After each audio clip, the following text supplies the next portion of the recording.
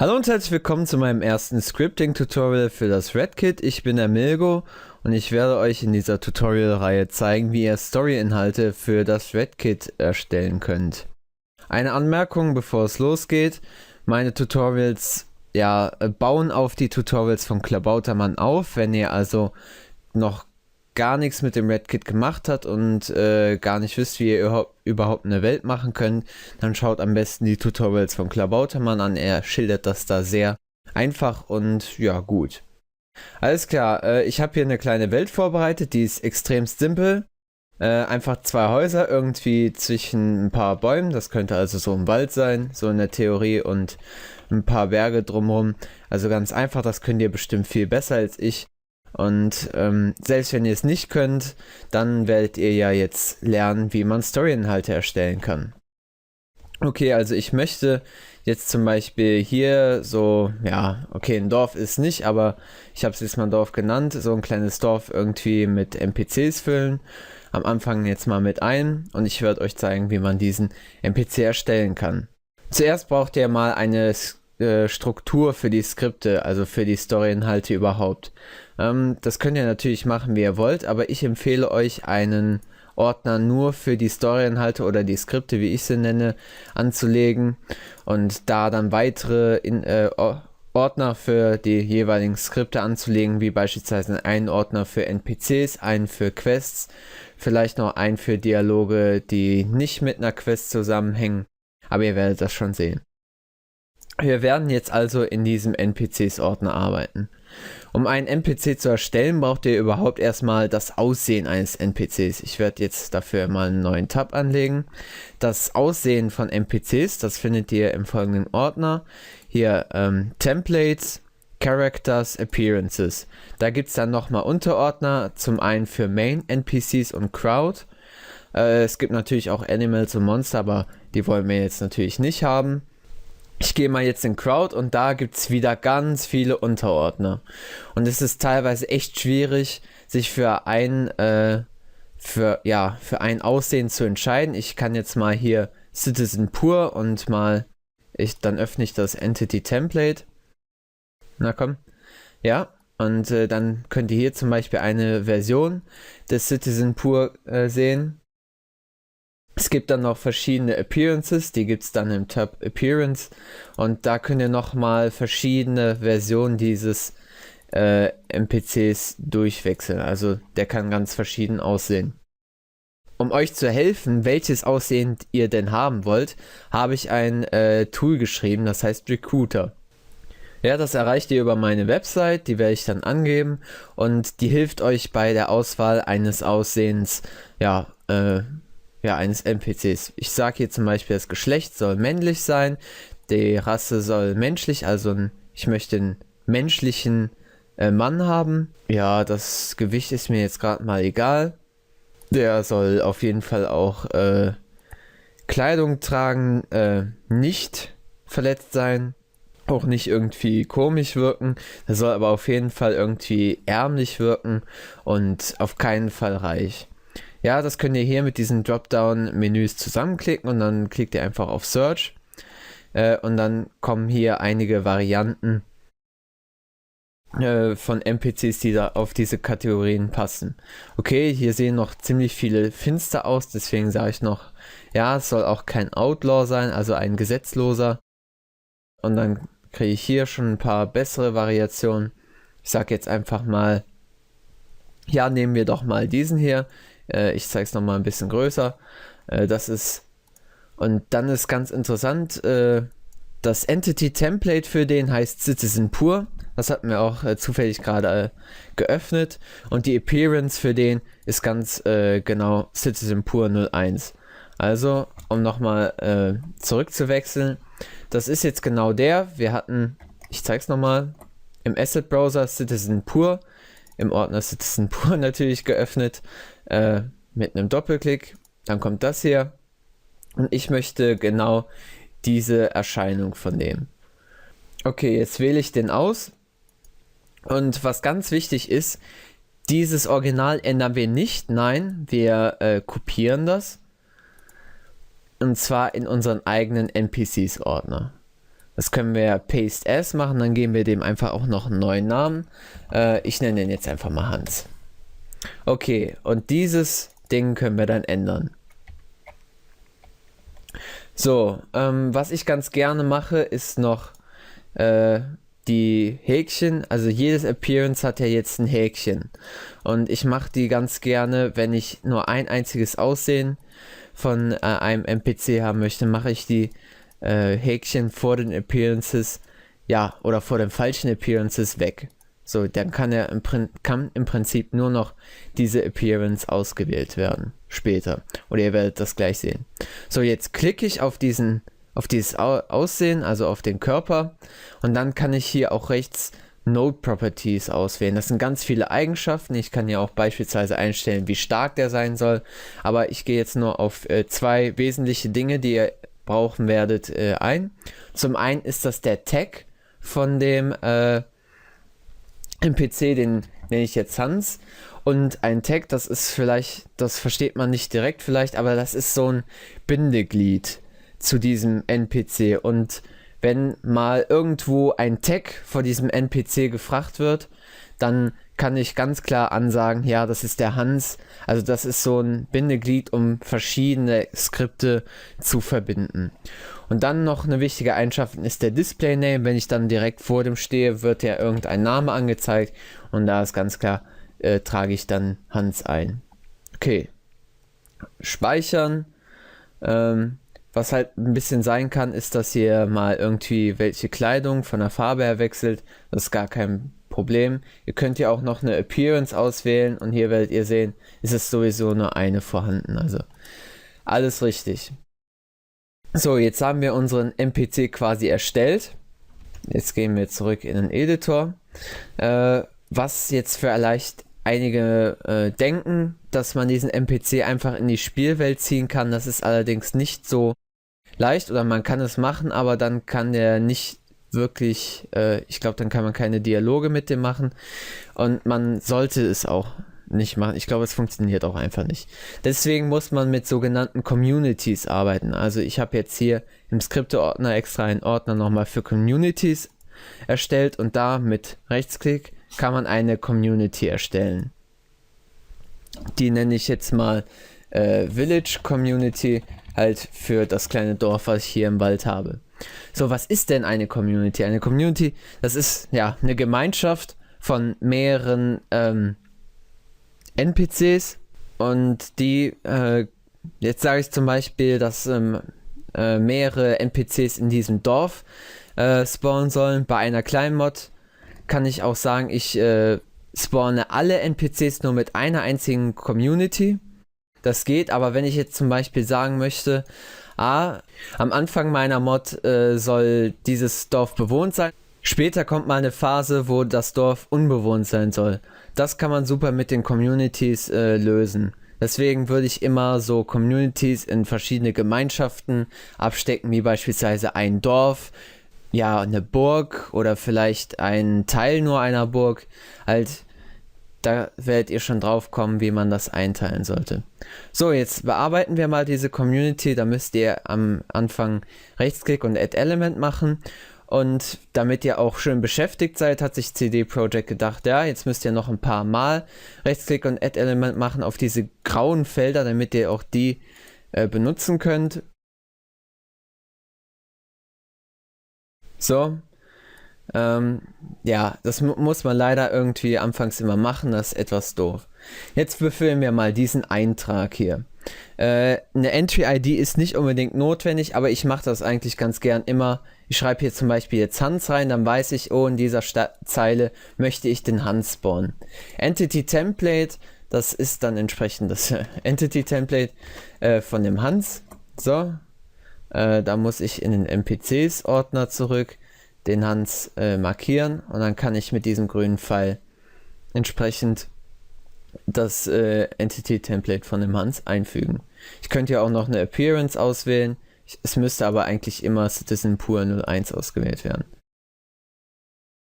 Story Face Name könntet ihr auch benutzen, werde ich jetzt aber nicht, da komme ich bestimmt in einem späteren Tutorial drauf, weil das ist eigentlich auch ganz nützlich. Down Respawn würde ich auch immer ein Häkchen dran machen, sonst kann es zu ganz komischen Effekten kommen, wenn man den entsprechenden NPC killt und der dann direkt wieder respawnt. Sehr wichtig ist auch ein Timetable Name, das nenne ich jetzt mal Hans TT, also für Timetable. Das wird nachher ja quasi der Stundenplan dieses NPCs, also was der den ganzen Tag über machen wird. Das werden wir auch gleich direkt sehen. Wichtig ist auch noch, dass wir hier bei Start in AP ein Häkchen machen, das heißt Start in Action Point, und das ist eben so eine Aktion, die der NPC dann ausführen soll.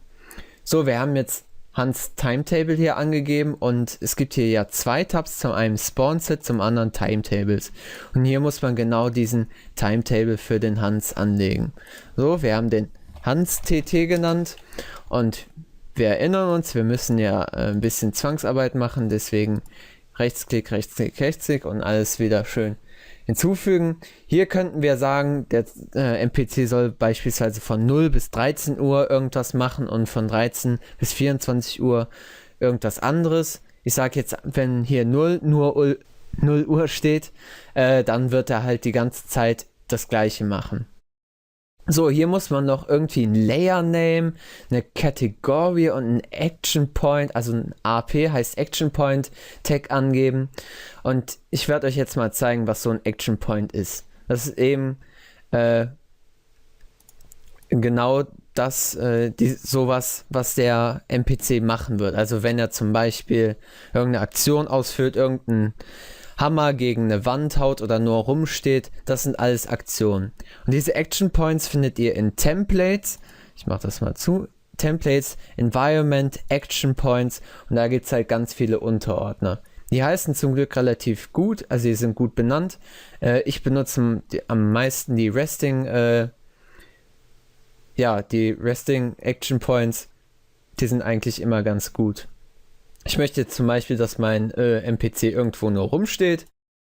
Dann scroll ich ein bisschen runter und ja, was könnte denn gut passen? Stand Idle Man. Und ihr seht hier, es gibt immer immer Paare von Dateien. Die heißen auch immer gleich. Hier gibt es zum Beispiel Stand Idleman und Stand Idleman. Das eine ist ein Entity Template und das andere ist ein Job Tree.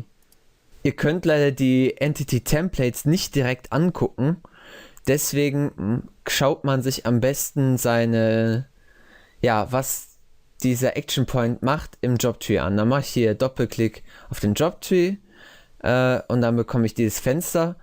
Wenn ihr das zum ersten Mal macht, ist, glaube ich, diese Figur noch gar nicht da, das ist aber kein Problem. Dann geht ihr einfach in euren NPCs-Ordner, markiert euren NPC, und dann macht ihr hier in diesem Ordner wieder Rechtsklick, Use Selected Entity, und dann habt ihr auch entsprechend euren Hans hier drin. Hier unten gibt es dann noch einen Play-Button, dann macht er entsprechend genau das, was er in diesem Action Point macht. Also er steht hier dann wohl nur rum, ja, hat die Arme hinterm Körper verschränkt, ja, passt doch, ist doch kein Problem. Ganz wichtig ist, oder relativ wichtig ist noch, dass hier unten neben dem Play steht so eine Kategorie. Das ist hier zum Beispiel Resting, das müsst ihr gleich direkt angeben. Okay, ich habe mich jetzt für diesen Action Point entschieden. Dann könnt ihr in die Welt dieses Entity Template einfügen. Also nochmal, den Job Tree, da könnt ihr euch in diesem Editor angucken, was der NPC machen wird, und dieses Entity Template, das könnt ihr in die Welt einfügen. Ich sage jetzt zum Beispiel hier, ich möchte, dass der in dieser Hütte irgendwie rumsteht. Jetzt muss ich kurz überlegen, das müsste Haus 2 sein. Da habe ich auch schon Layer für Action Points angelegt und entsprechend kann ich dann dieses Entity Template hier in das Haus reinziehen. Und schon haben wir hier so eine grüne Box. Okay, wenn ihr diese Box übrigens nicht habt, dann könnt ihr wieder über Steuerung Alt und F die Filter verändern. Hier bei Editor und Debug, ich glaube, das ist Pathfinding. Da müsst ihr einen Haken vormachen, dann könnt ihr auch entsprechend diese Boxen sehen. Okay, was ein bisschen doof ist, das ist so ein das ist so ein Waypoint, wo sich der NPC befinden wird. Und ihr könnt leider, weil er rund ist, nicht wirklich sehen, wohin der Waypoint guckt. Am Anfang schaut er in die Richtung, glaube ich, von der grünen Achse, also von der Y-Achse.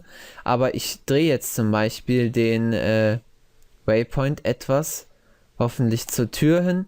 Und die Achse hat sich jetzt natürlich nicht mitgedreht. Also es ist immer ein bisschen tricky herauszufinden, wo letztendlich der Waypoint hin zeigt. Das müsst ihr dann ein bisschen austesten und gucken, dass der Action Point entsprechend ausgerichtet ist. Okay, ich habe jetzt diesen Action Point noch markiert. Da müsst ihr in die Properties noch gehen und auch hier einen Tag auswählen. Ich sage jetzt zum Beispiel, dieser Action Point, den möchte ich später mit dem Hans AP Tag auswählen können. Also später sage ich dann, ja, kann ich genau mit diesem Hans AP diesen Waypoint oder diesen Action Point ansprechen. Und das werde ich jetzt auch machen. Ich gehe nochmal, nein, das ist nicht. Ich gehe jetzt nochmal zurück in die Community und genau das kann ich jetzt hier auswählen. Layer Name, ich müsste eigentlich noch auf dem richtigen Layer sein, genau.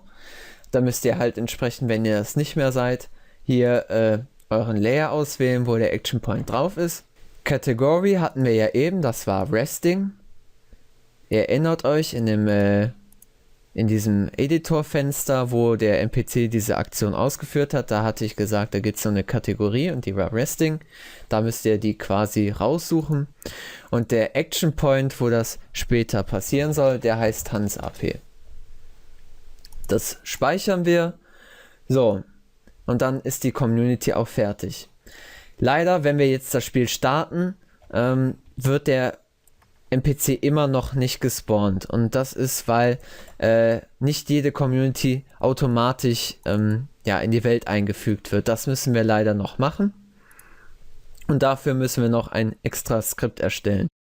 Das machen wir am besten. Also ich mache am Anfang immer ein Skript, das alle Communities und sonstige Skripte aufruft, die am Start, also am Anfang der Mod ausgeführt werden sollen. Und dafür gehe ich in den Skriptsordner selber und lege da ein Startup-Skript an. Das muss eine Quest sein, die nenne ich entsprechend Startup. Okay, dann machen wir Doppelklick und dann öffnet sich dieses Fenster. Der Hauptteil dieses Skripts spielt sich in dem grauen Feld hier ab. Da kann ich dann Rechtsklick machen und verschiedene Dinge einfügen. Am Anfang sollte man immer Komplexitätsmanagement-Dinger einfügen. Zum einen Start und zum anderen natürlich auch ein End.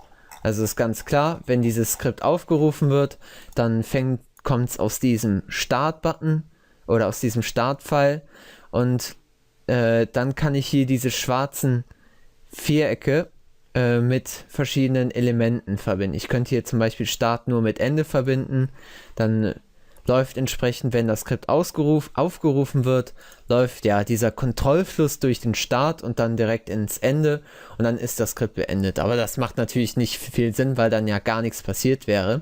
Deswegen, wir wollen ja noch unsere Community spawnen und das machen wir über einen Story Phase Setter, genau, bei Gameplay und dann Story Phase Setter. Und hier seht ihr auch wieder diese schwarzen Kästen und jetzt können wir auch den Start mit dem In von dem Story Phase Setter verbinden und das Out mit dem End. Und dann durchläuft quasi das Skript von dem Start den Story Phase Setter und geht dann ins Ende. Okay, jetzt klicke ich auf den Story Phase Setter und dann sehen wir links ein paar Eigenschaften von dem und da ist noch relativ wenig. Hier ist auf jeden Fall irgendwie Spawn Sets und dann steht der Empty Array. Programmierer wissen, was ein Array ist, hoffentlich. Für jene, die nicht wissen, was ein Array ist, das ist quasi so ein Feld, von Datensätzen. Also ich kann hier zum Beispiel auf das Plus klicken und dann werden hier irgendwie neue Elemente erstellt. Ich brauche jetzt allerdings nur eins und davon kann ich über diesen roten, über das rote Dreieck, das nach unten zeigt, auch den Typ dieses Elements auswählen und da brauche ich hier ein Activate Story Phase, um entsprechend eine Community aktivieren zu können oder spawnen zu können. Da braucht ihr noch weitere Einstellungen, beispielsweise hier das Spawn-Set. Da müsst ihr wieder im Asset-Browser eure Community auswählen und dann könnt ihr mit dem grünen Pfeil die direkt hier einfügen.